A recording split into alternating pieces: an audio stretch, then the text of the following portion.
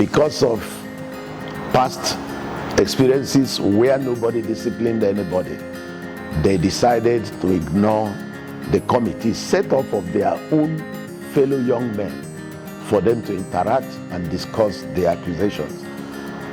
Several efforts were made to get them to answer to the things that they have said and they have written. And of course, again, they refused to yield. Some of them, one of them called on phone and it made it look like it's a child's joke. That committee met severally and at the end of the day came up with a recommendation that these two young men be suspended from the profession.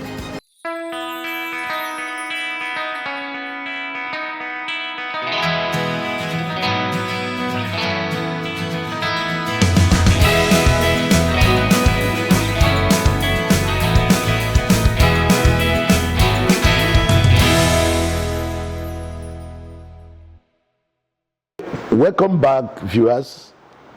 This time I would like to share with you the second experience I had with the zero tolerance policy I initiated as president of the professional body.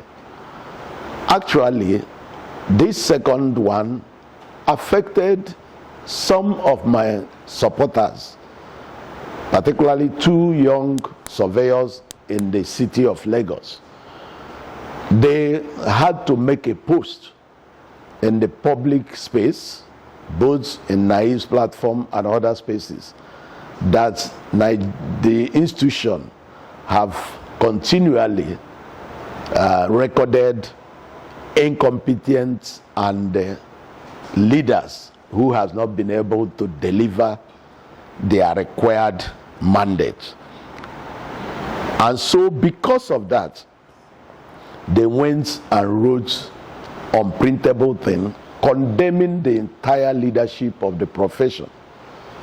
And of course I saw that as falling short of the code of ethics and the constitution of the institution.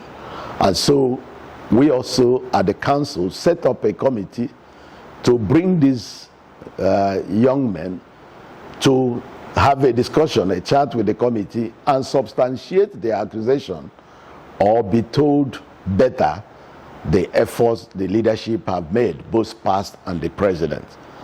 Again, because of past experiences where nobody disciplined anybody, they decided to ignore the committee set up of their own fellow young men for them to interact and discuss the accusations. Several efforts were made to get them to answer to the things that they have said and they have written. And of course, again, they refused to yield. Some of them, one of them called on phone and made it look like it's a child's joke. That committee met severally and at the end of the day came up with a recommendation that these two young men be suspended from the profession indefinitely again until they are able to substantiate the accusation on leadership of the profession. And that was too close because these are some of the guys that were really my supporters while I was contesting for the position of the president. But knowing that this mantra of zero tolerance actually came from God, I had no choice than to make sure that they passed through the due process, and that suspension came. So many other things followed it because, of course, sympathizers and political friends gathered around them and began to oppose and challenge the national leadership of the profession. And they did that in several ways. I can remember vividly that their branch, the Lagos State branch of the institution, with their chairman, had a meeting and decided to give ultimatum to the national president or to the president of the profession, myself, that within 2 weeks I must call them back from their suspension, or Whatever they planned to do, I did not know. But the truth is that there was such threat letter. And of course, I knew that I wasn't talking about myself alone. I was talking about the leadership. And the leadership comprises of past and present. And of course, I invited all the past presidents, made a presentation of the matter to the past president. And in that meeting, a number of past presidents agreed that these boys have gone beyond what they should be saying or what they should be doing. And of course, another group of elders gathered in Ibadan and called me to say, how do we solve this problem? And I told them, it's a simple way. If they want to go back to the committee, they go. That is, if they still have a point to prove.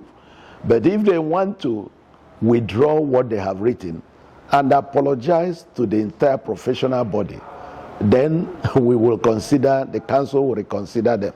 And that's exactly what they did. They withdrew what they wrote before and also apologized to the profession, not to me as an individual president. But these two cases showed that God was with me.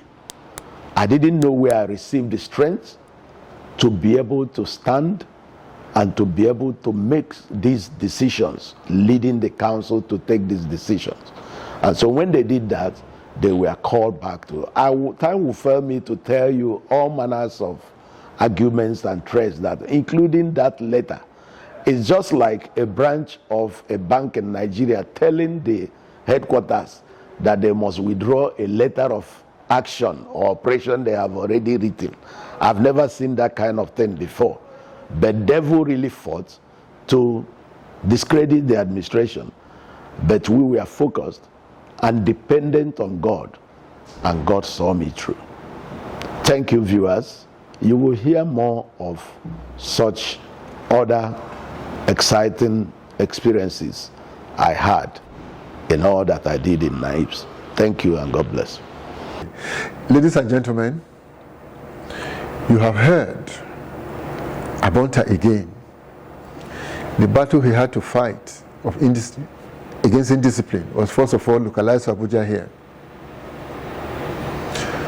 So let me tell you that 60% of the membership of his institution is in Lagos. Second problem came from Lagos. You heard him say a branch is writing a letter to the national. That disciplinary action that you said you are going to take, we are giving you 2 weeks to reverse yourself, or else. Can you see how indisciplined Nigeria truly is? A branch is telling the national, that means a governor of a state is threatening the president of your country. Where did it come from? Just like we discovered from scripture last week. When evil work is not punished immediately, if you don't deal with lawlessness immediately, it festers. So their heart is made up to do evil. He didn't give you all the facts. One of them said, my father is an Oba. My father will summon you to his palace. And when you hear some of those things, that summoning is not the physical summoning you're hearing. There's nothing in the spirit realm they did not do to bring him down. But God helped him. If you want to be secure from the threats of the world, listen. Psalm 91 verse 1. He that dwelleth in the secret place of the Most High shall abide under the shadow of the Almighty. Ultimately, 1,000 may fall by your left and 10,000 by your right hand. It will not touch you. If you and God are friends, you can be friends with God. It's a choice you have to make. Whoever you are, if you regularly enter into a closet with God, your Father, there is no arrow the devil will shoot that will hit you. Abonta could have easily been killed when he was in that position, but God tabernacled like it is over his life. Every arrow they shot, it didn't hit him. You too. put God at the center of your life. Well, thanks for tuning in today. Do not forget to subscribe to this our channel. And also, forward these clips to your friends. Let them learn that God protects his own. You will be forwarding the work of God wherever you are and among your own circle of friends. Thank you very much. God bless you.